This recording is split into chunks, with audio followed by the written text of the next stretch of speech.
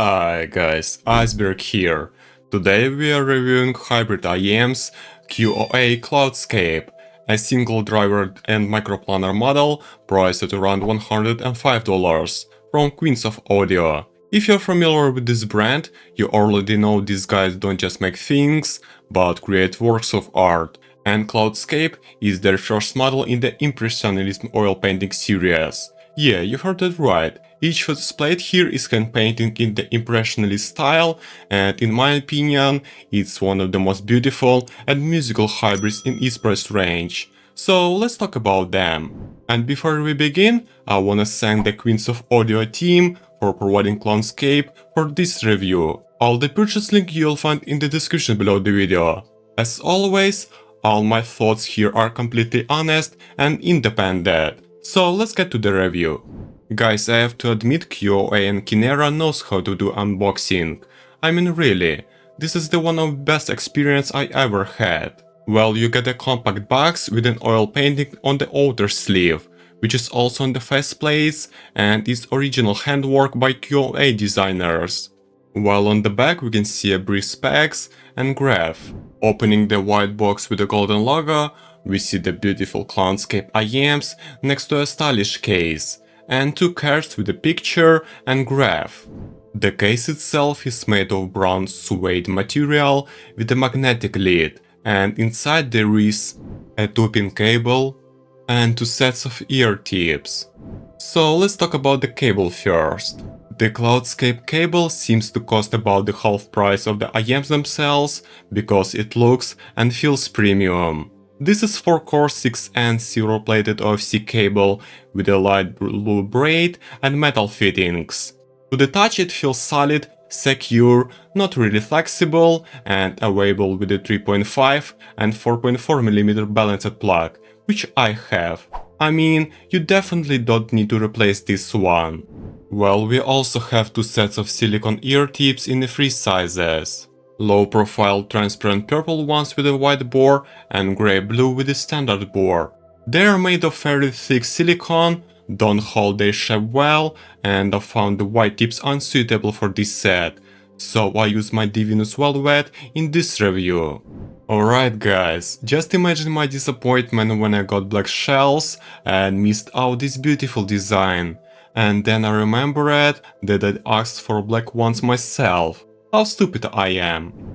Never mind, let's forget about it, cause it doesn't affect the sound. So the shells are black opaque resin, and on the faceplates we see a colorful palette of colors with the logo in the center, and it looks kinda cool, but not as cool as the original design. On the inner side we find a metal nozzle that is weirdly pointed downwards, with one vent on the top, and a recessed 2-pin socket on the sides for a more secure connection. The shells themselves are medium-sized, but lightweight and sleek in the shape. I mean, I wouldn't call them universal because of the angle of the nozzle, but I also feel that is my personal issue rather than a feature of the shape.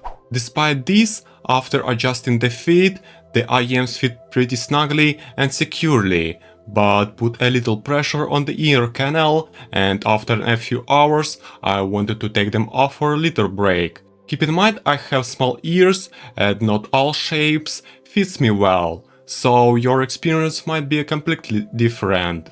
But in terms of isolation, they are very good and cuts out most external noise, so even at medium volume, listening becomes comfortable.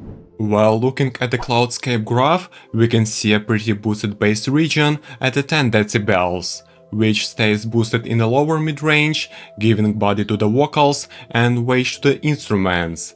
The mid-range here is, I would say, slightly recessed, but with a natural rise to the upper mid-range and the peak of the edge of the presence region, which gives the vocals a certain presence and liveliness.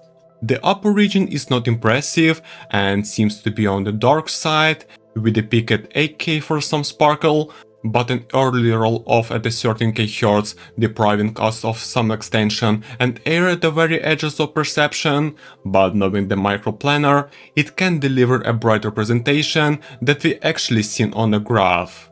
As a result, Cloudscape should be a V-shaped, but I see a mild U-shaped here, where the midrange might not be on the front, but it doesn't fall behind the rest of the sound either. And now let's see how this IEMs sounds in reality. Let's go! Okay guys, so when I put Cloudscape in my ears for the first time and turned on something bassy like Rumble by Skrillex, I immediately feel the thick, boomy sound. The bass itself knows just right away. Not aggressive, not in phase, but its presence was really powerful. The synth just filled the whole space, and I wasn't expecting that much bass presence here. The second thing that immediately caught my attention is how smooth everything sounds. No sharpness, no rough edges. It's like, you know, when you put on your favorite sweater. That's the same feeling, comfortable and warm. The vocal sounds intimate and forward, not too close, but definitely present, with the right amount of timbre. Overall, these are warm, bassy musical IEMs that won't overwhelm you with the details, but simply want you to relax and enjoy the music. Basically, the bass in the Cloudscape is the king of the entire sound. It has a strong bass response, but doesn't reach the level of the extreme bass heads. The sub-bass stands out with its depth, physical impact and texture, where it handles even heavy bass tracks well, creating noticeable pressure and rumble. The mid-bass is a bit calmer, adding fullness, like punch to the drums, and meatiness to the bass guitars. He is well controlled, almost without any boom, and blends into the mid-range is minimal. The note wedge is one of his strongest points, with noticeable vibration and pressure, making listening very fun. However, at low volume, the bass can seem a little less lively and requires a certain level to fully reveal itself. The bass is ideal for EDM, hip-hop, trap, pop and funk, making the music fun and emotional, but also works well for moderate rock and metal too. Though for extreme fast metal, traditional jazz or reference monitoring, it will be too much and not fast enough. Listen, the midrange in Cloudscape is what makes the music emotional and soul-stirring. It's not aggressive, screaming midrange like in typical Harmons, and it's not drowned out, where everything sounds distant. Here everything is warm, smooth, musical, engaging, but not harsh either. Female vocals are simply amazing, where everything sounds lively, ethereal, with a lot of emotion, breath and intonation. Male vocals are also good, especially tenors and baritones, but in aggressive metal or hard rock, the vocal may seem a little distant. The Cloudscape midrange is about musicality over technicality, or long-term enjoyment over short-term wow factor. If you're a person who analyzes every detail and wants to hear every micro nuance, then these AMs will frustrate you. But for those who wants to lose themselves in the music, who wants to feel the emotion, then the Cloudscape will serve you beautifully. After a week with them, I found myself rediscovering all my favorite albums. Not because I heard new details I had never noticed before, but because I was living the music, instead of analyzing it. Okay, it's time to talk about the Treble, and here Cloudscape makes a really specific choice, that you either love these right away or realize these IMs aren't for you. It provides decent clarity and articulation, where cymbals and hi-hat sounds natural and realistic, while violin strings and vocals at their peaks sounds emotional, without sibilance.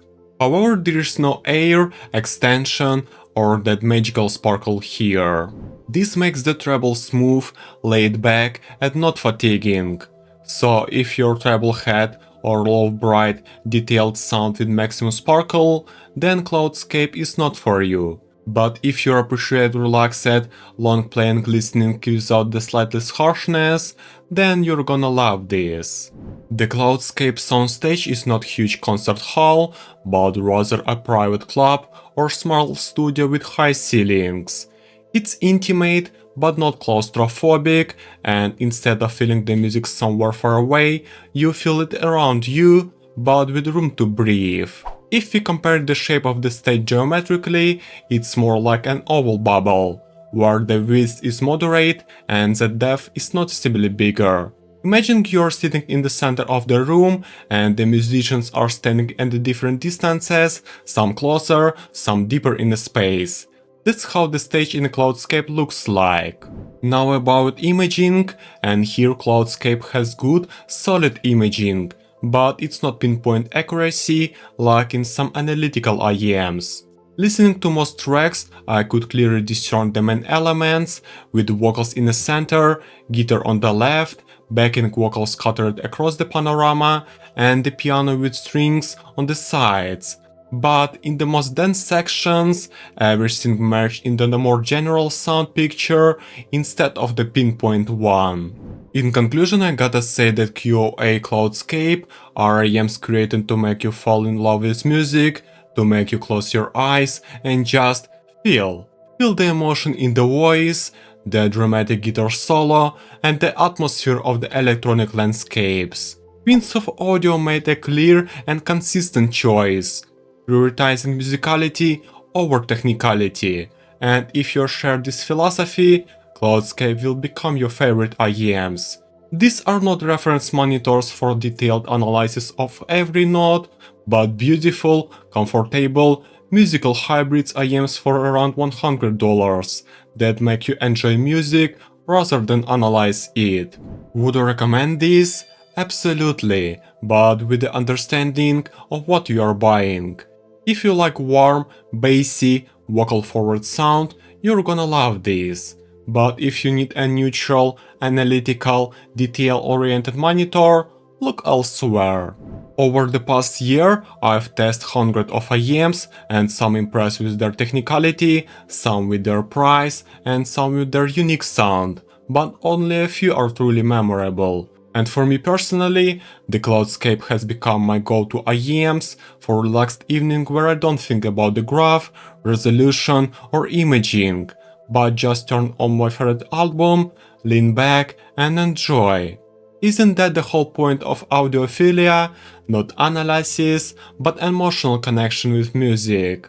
Thanks for watching, guys. Hit the like if you enjoyed the video, or share my thoughts, or dislike if you don't. It will help me too. And subscribe to the channel, so you don't miss any new ones.